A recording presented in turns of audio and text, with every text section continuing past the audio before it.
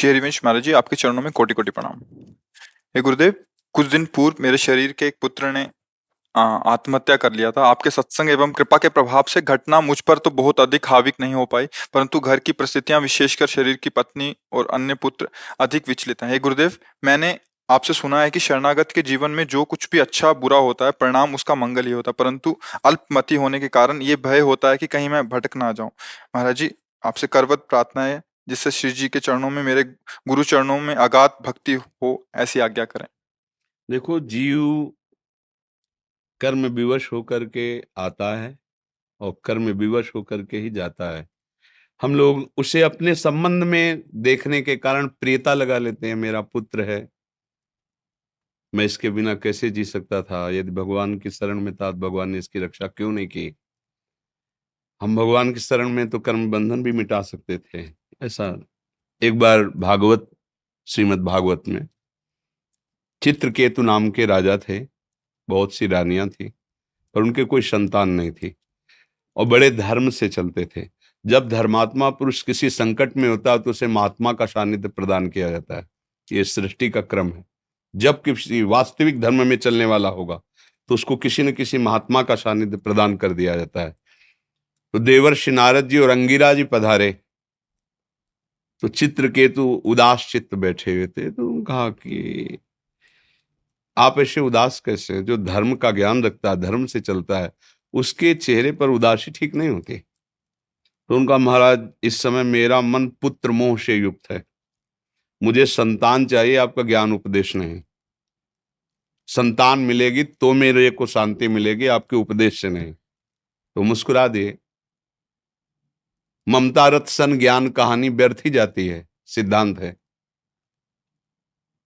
उनका। वैसे राजन, आपके भाग्य में पुत्र सुख है नहीं।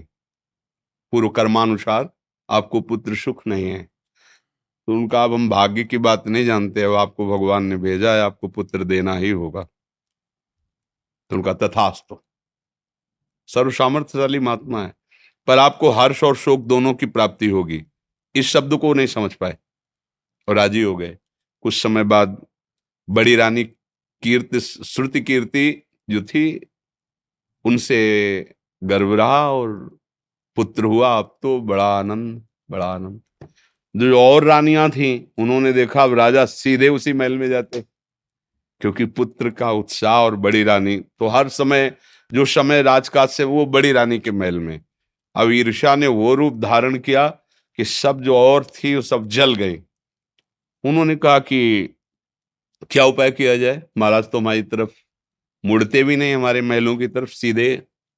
बोले, हम सबके बीच में एक ही बाधा है, वो बालक। जब से वो आया तब से, अगर वो, बोले हाँ ठीक, तो एक पर्सनल दासी को तैयार कर लिया, अर्थ आदि का प्रलोभन दे के, और दुग्ध में जहर मिलाकर रानी की अनुपस्थिति में पिला दिया और नवजात शिशु मर गया। रानी जब लौट के आई, देखा शरीर नीला, हाहाकार मच गया।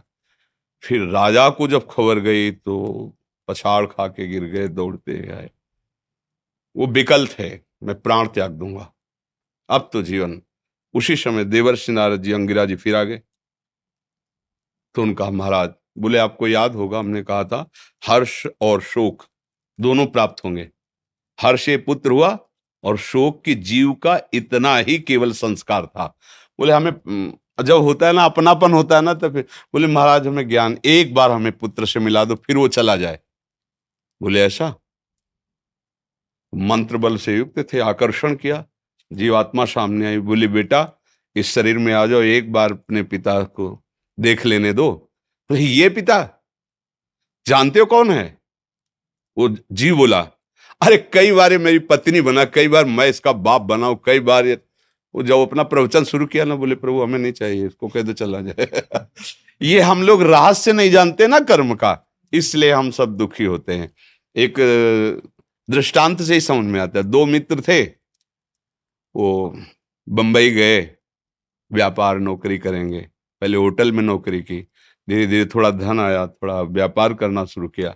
ऐसा व्यापार चला कि उन्होंने खुद होटल खोल लिया, बड़ा होटल, लाखों रुपया कमाई दोनों मित्र की। अब एक मित्र ने विचार किया कि एक को अगर मार देते तो पूरे होटल का मालिक मैं हो जाऊंगा। और उसको विश्वास था कि हमारा दोस्त है, उसने जहर मिला दिया, वो मर गया। कुछ दिन बाद वो अपने घर आया तो उन गांव वाले ने पूछा, तो बोले हमारे साथ थोड़ी कर रहे थे, हमारे साथ चले थे पर वो अलग चले गए थे, हमें पता नहीं वो कहाँ चले गए, कैसे रहे। अब तो होटल में खूब पैसा आ रहा, जमीन खरीदी, मकान बनाया, सुंदर ब्याह किया।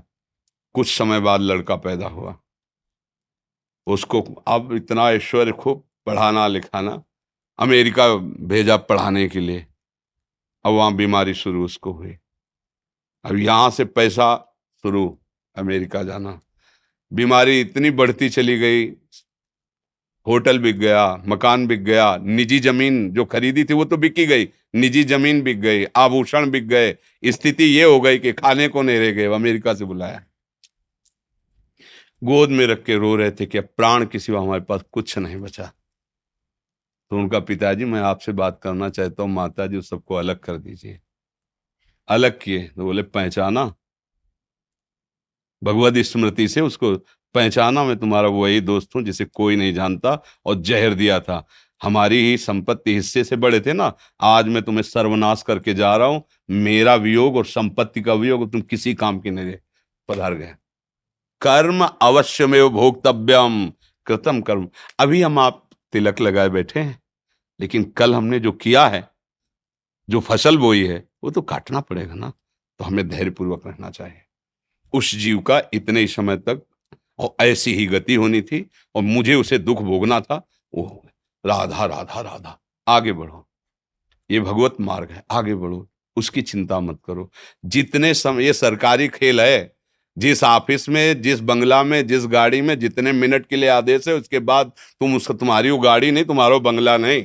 जैसे सरकारी आदमी को ले दिया जाता, ये बंगला, ये गाड़ी व्यवस्था, सरकारी आदमी है, तो वो चाहे जितना आप उसकी बड़ाई करो कि वाह साहब आपका बंगला तो बहुत जोर का बंगला जोर का नहीं है, किसी भी समय हमें फोन आ सकता है कि इस समय तुम्हारा ट्रांसफर वहां कर दिया गया है। हमारा बंगला गाड़ी, बस ये जो गाड़ी मिली है ना, ये जो बंगला मिला है ना, ये सरकारी बंगला है। काम करो और इसके बाद इससे निकलना ही पड़ेगा। जिस समय फोन आएगा ना, भागना ही पड़ेगा। ढेर मिट्टी का हर आदमी है, बाद मरने के होता यही है। या सलीमों में तुरकत दबेगी, या चिताओं में जलना पड़ेगा। जिंदगी एक किराए का घर है, एक न एक दिन बदलना पड़ेगा। इसी को केवल सुधारना है कि अब हमारा आखिरी जन्म हो। इस दुख में, इस प्रपंच में, नाटक से मैं ऊब गया हूं, अब मैं नहीं इसमें जन्मना चाहता। ऐसी जगह जाना चाहता हूं जहां दुख न हो, भगवान के नित्य धाम में, भगवान की दिव्य लीला में सम्मिलित हो। ये ऐसे ही है, बहुत बहुत कड़ुआ संसार है, जिसे प्राणों से भी तुम प्यार करोगे वही तुम्हारे प्राण हर लेगा समय आने पर। बूढ़े माता पिता को थप्पड़ों से मारते हुए हमने देखा है। बूढ़े माता पिता को वो मार रहा है, जवान लड़का जिसके लिए वो रो रहा था, जीवन अर्पित किया, सब कुछ, पत्नी को प्राणों से अधिक वही प्राण हरण करने वाली, अपने पति को भगवान मानकर प्राणों से भी अधिक प्यार कर वही उसके साथ। ये संसार का आप दृश्य देख रहे हैं ना। फिर चुपचाप अपने मार्ग में चलो, राधा राधा राधा। यहाँ कोई किसी का नहीं है। जो हम चिल्लाते हैं वो इसलिए नहीं चिल्लाते कि हम बाबा जी हमारा कोई नहीं, इसलिए नहीं। सत्य विषय को समझोगे तो धैर्यपूर्वक सह लोगे, नहीं तो फिर ये एक नाम दुखालयम अशाश्वतम, दुख है, इसमें दुख ही दुख है, कहीं भी सुख नहीं है। थोड़ा सा अगर सुख दिखाई देता है तो उससे बड़ा, थोड़ा प्रकाश मिला तो अंधेरा आके इतना छा जाता है कि प्रकाश का भी भाव हट जाता है। जैसे आप कह रहे हो ना, कहीं भक्ति डगमगा न जाए, कहीं हमारा अविश्वास न, नहीं, अविश्वास की कोई गुंजाइश नहीं है। कसाई वाड़े में भले सानी चारा घास खवाया जा रहा है, वो उसके पुष्ट होने के लिए नहीं। समय आएगा गड़ासा चलेगा। ये काल का कसाई वाड़ा है, संपूर्ण मृत्यु लोग, कोई भी इस गड़ासे से बचेगा नहीं। निमित्त कुछ भी बने, बोले दिल फेल हो गया, एक्सीडेंट हो गया, अरे जरा सा बुखार आया, वो ये कुछ भी बने निमित्त, यही उसके गड़ासे हैं। वो काल मृत्यु का निश्चित, सब सब चराचर जगत सब मरेगा, फिर काय को चिंता कर रहे हो। मरना एक बार है ही है, जिसका जो समय, कोई गर्भ में चला जाता है, कोई गर्भ के बाहर, कोई बाल्यावस्था में, कोई जवान अवस्था में, कोई वृद्धावस्था में, जाना तो है ही। क्या करके जा रहे हो, बस ये बात खास है। अब आप जो पीछे बिगड़ गया है उसको तो भोग लो, आगे की फसल गंदी ना होने पावे। राधा राधा राधा। अच्छे आचरण, दूसरों को सुख देना। बिना हमारे कर्म के हमें कोई दुख नहीं दे सकता, पक्का समझ लेना। हमारा कर्म ही हमको दंड देता है। अब कोई नहीं जान पाया, पर मालिक जान रहा है ना। अब वो ऐसी जगह मारेगा कि तुम किसी से बता भी नहीं पाओगे, केवल रोते रहोगे। सही आचरण करो तो आपको यहां भी सुख और वहां भी सुख। ऐसे थोड़ी संत जन और सब शास्त्र कहते हैं, सच्चे आचरण। देखो, भगवान पुत्र थे राम जी, शब्द वेदी बाण के ज्ञाता थे महाराज दशरथ चक्रवर्ती सम्राट। शब्द पे बाण संधान कर देना, किसी भी दिशा में वो मरेगा। अगर शब्द आया बाण संधान हुआ तो उसे शब्द वेदी बाण के, वो कहीं भी वो मरेगा। श्रवण कुमार अपने माता पिता को तीर्थ यात्रा कराने, जब सरयू में स्नान कर रहे थे, स्नान के बाद माता पिता को जल ले जाने, तो घड़े से डुब डुब ऐसे आवाज, उनको लगा मृग पानी पी रहा है, शब्द वेदी बाण मार दिया। देखना चाहिए ना, ऐसे केवल अंजात से कैसे मार दिया। अब उनको ज्ञान था शब्द वेदी बाण, जियो मार तो श्रवण कुमार की छाती पे लगा जा। अब नजदीक शिकार करने के बाद उसके समीप जाया, अरे उनको लगा अरे गजब हो गया, ये क्या हो गया। साधु वेश में श्रवण को हाथ जोड़ा कि हमें पता नहीं था। उन्होंने कहा मुझे मरने का दुख नहीं है, मुझे दुख है कि मेरे माता पिता वयोवृद्ध हैं, अब इनकी सेवा कौन करेगा। ये प्यासे थे, पानी आप पिला देंगे। दशरथ जी पानी लेके चले, कदम नहीं बढ़ रहे इतने बड़े महापुरुष के, कदम नहीं बढ़ रहे, चक्रवर्ती सम्राट महावीर हैं। उनका बेटा इतना विलंब क्यों हो गया। अब वो वयोवृद्ध थे, आंखों से दिख, इतना विलंब क्यों हो गया। और फिर नहीं बोल पा रहे। बोलो ना बेटा, आज तक तुमने हमारी आज्ञा उल्लंघन नहीं की, बोलो। तो उनका, मैं आपका बेटा नहीं हूं, मैं अयोध्या नरेश चक्रवर्ती सम्राट दशरथ हूं। हमसे गलती हो गई, हमने शब्द वेदी बाण संधान किया, जाना मृग, लेकिन आपके पुत्र का बस तो जल पी लीजिए और मैं आजीवन आपकी सेवा करूंगा। बोले नहीं नहीं नहीं, अब तो हम जी ही नहीं पाएंगे, ऐसा पुत्र हमारा था। कभी जानते हो पुत्र वियोग क्या होता है। जाओ, तुम्हें पुत्र वियोग में ही मृत्यु की प्राप्त हो, जैसे मैं तड़प के मर रहा हूं वैसे तुम मरोगे। देखो, भगवान पैदा हुए उनके घर, लेकिन वो बात, वो कर्म मिटाया नहीं, वैसे ही तड़प करके हा राम कह करके प्राण त्याग। बिल्कुल ये कर्म परंपरा। इसीलिए भगवान का भजन करो और चुपचाप सहो, पीछे की फसल हमें जो है वो भोगनी पड़ेगी। आगे ऐसा तैयार करो कि हम दुख ना भोगें, कोई हमसे अशुभ कर्म ना बने।